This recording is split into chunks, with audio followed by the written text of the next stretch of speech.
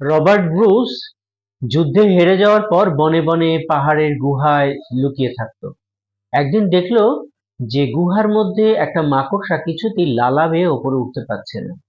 বহুবার চেষ্টা করার পর অবশেষে সে কিন্তু লক্ষ্যে পৌঁছয়। এখান থেকে রবার্ট ব্রুস হঠাৎ করে শিক্ষা নিল যে কোনো কিছুই হাল ছাড়লে হবে না, জীবনের লড়াইটা জারি রাখতে হবে।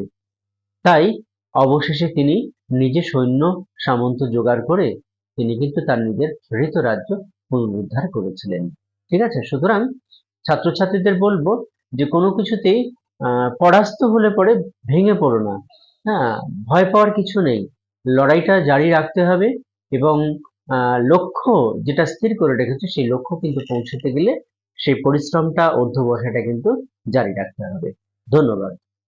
রবার্ট ব্রুস যুদ্ধে হেরে যাওয়ার পর বনে বনে পাহাড়ের গুহায় লুকিয়ে থাকতো।